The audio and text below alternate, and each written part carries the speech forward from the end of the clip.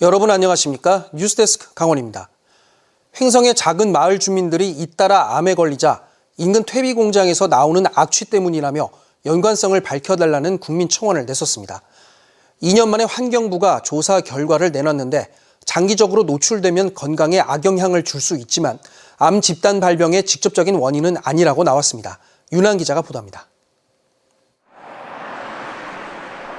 횡성의 한 작은 마을. 주민 수는 100명 남짓이지만 2009년 퇴비 공장이 들어선 이후 2018년까지 13명이나 암에 걸렸습니다. 2019년 전북 익산 장전마을에서 퇴비 공장과 주민 집단 암 발병 사이의 연관성이 공식 확인되자 횡성 주민들도 조사를 해달라는 청원을 냈고 이듬해 환경부 조사가 시작됐습니다. 환경부가 횡성군 양정리 퇴비공장 인근 지역의 환경오염과 주민건강 실태조사를 벌였는데 그 결과가 2년 만에 나왔습니다. 악취물질 분석 결과 발암성 물질인 아세트알데하이드와 비발암성 물질 12종이 확인됐습니다. 아세트알데하이드의 경우 호흡기로 마셨을 때는 암 발생에 영향을 미칠 만큼의 위해도 수치를 보이지는 않았지만 기타 독성 수치는 암모니아와 함께 기준치를 웃돌아 오래 노출될 경우 건강에 해를 끼칠 가능성이 있는 것으로 나타났습니다. 식물조사 결과 고사목 100주가 확인됐는데 타 지역보다 고사율이 높았고 생육도 부진에 악취 등이 악영향을 미친 것으로 분석됐습니다. 다만 토양과 지하수 분석에서는 오염물질 농도가 모두 정상 범위 내였고 주민 건강검진, 의료 정보기록 분석에서도 암 발병이나 다른 특정 질병과의 두드러진 연관성이 입증되지 않았습니다. 하지만 암이나 질병 사망에 대한 모니터링은 이후에도 계속 필요한 만큼 환경부는 관련 예산을 지원할 테니 횡성군이 관리 계획을 세우라고 주문했습니다. 지하수랑 토양 오염도 모니터링을 하게 되고요. 주민들의 건강검진과 그 스트레스 해소를 위한 간단한 계획들이 반영이 될 계획입니다.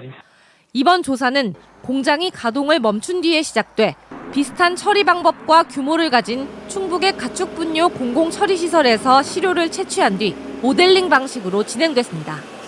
환경부는 문제의 퇴비 공장과 관련해선 저감시설을 제대로 갖추고 운영하거나 다른 활용 방안을 찾으라고도 조언했습니다. MBC 뉴스 윤하은입니다. 민간 잠수부들이 수도권 상수원인 의암호에서 물속에 버려진 쓰레기를 수거하는 봉사에 나섰습니다. 춘천 지역 호수와 수변에서만 매년 100톤이 훌쩍 넘는 쓰레기가 수거되고 있지만 관련 예산은 계속 줄고 있습니다. 이승현 기자가 현장에 다녀왔습니다. 수도권 상수원 중 한 곳인 강원도 춘천 의암호. 산소통을 맨 잠수부가 미끄러지듯 호수로 들어갑니다. 흙탕물로 뿌연 물속은 몇 미터 앞을 분간하기조차 어렵습니다. 크레인의 줄을 수면 아래로 내리던 잠수부들이 갑자기 작업을 멈춥니다. 이들이 물속에서 건져 올리려던 철제 파이프 내부에 흙이 가득 차 줄고정이 쉽지 않았기 때문입니다. 마침내 줄이 연결되고 크레인이 작동하자 길이 3m의 녹슨 파이프가 모습을 드러냅니다. 폐기물 수거에 자발적으로 나섰던 이들은 수중구조 전문 잠수부들로 며칠 전부터 일기예보를 확인하며 수중 작업이 가능한 날짜를 기다려왔습니다. 어두운 물속 수중 세계를 알 수가 없으니까 다니면서 이렇게 수거할 때는 상당히 어려운 문제들이 뒤따를 수밖에 없습니다. 크레인 줄 끝에선 고무보트와 4인승 카누, 바닥 장판까지 출처를 알 수 없는 쓰레기가 계속 올라옵니다. 봉사자들이 수중에서 건져낸 쓰레기입니다. 춘천 지역 수변에서만 매년 100톤이 넘는 쓰레기가 수거되고 있습니다. 하지만 2019년 8천만 원 수준이던 수중 쓰레기 수거 예산은 계속 줄더니 올해 5천만 원대로 떨어졌습니다. 쓰레기는 계속적으로 증가하고 있는데 주요 상수원인 호수와 하천의 고질적인 쓰레기 문제를 해결하는데 집중적으로 인력을 쓰레기 문제로 골머리를 앓고 있는 상수원 의암호. 하지만 얼마나 많은 폐기물이 잠겨 있는지 제대로 된 통계조차 없습니다. MBC 뉴스 이승현입니다.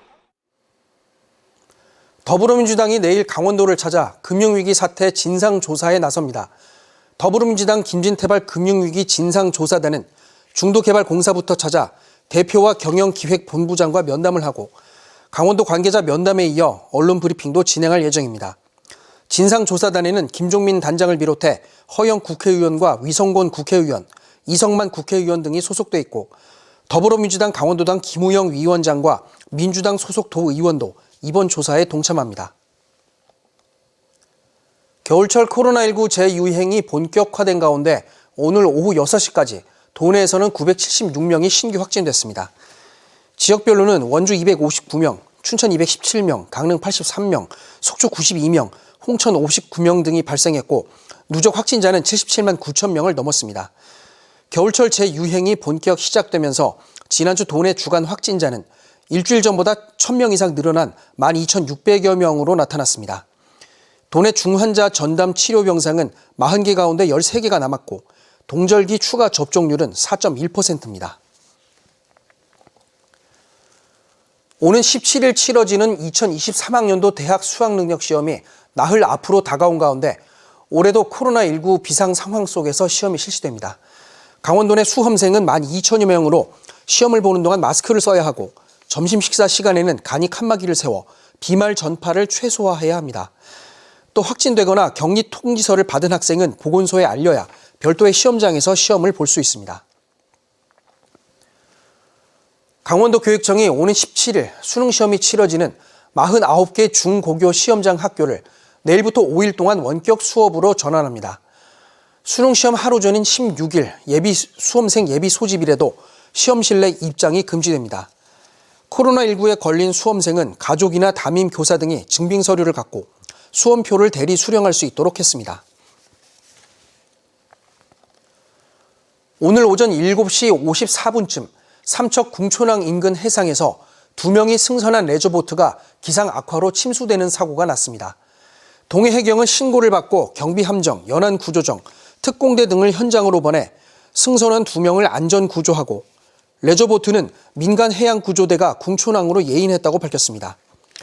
해경은 사고 당시 동해 중부 전 해상에 풍랑특보가 발효돼 있었다며 풍랑주의보가 내려졌을 때는 출항을 금지할 것을 강조했습니다. 횡성에서 생산되는 초소형 전기 화물차의 생산 물량 100%가 우정사업본부에 납품됩니다. 강원도는 올해 횡성에서 생산되는 초소형 전기 화물차 포트로 123대를 내년 1월까지 전량 우정사업본부에 납품한다고 밝혔습니다. 지난해 우정본부에 139대를 납품한 데 이어 2년째 우편 배달용 전기차 공급을 맡게 됐습니다. 임직원의 70%를 횡성 지역 인재로 채용한 생산업체 디피코는 이번 납품 계약을 토대로 공공기관 판로 확보에 나섭니다. 강원도 내 국립공원이 모레부터 한 달간 고지대 탐방로 출입을 통제합니다. 통제 구간은 4개 국립공원 44곳으로 설악산 오색에서 대청봉과 백담사에서 대청봉 등 14곳, 오대산 정멸보궁에서 두로령과 동대산에서 두로령 등 7곳입니다. 또 치악산 고든제 지킴터에서 고든제 등 5곳과 태백산 금천에서 문수봉 등 18곳도 통제됩니다. 국립공원 사무소는 흡연과 인화물질 반입, 통제구역 무단 출입 행위를 집중적으로 단속할 방침입니다.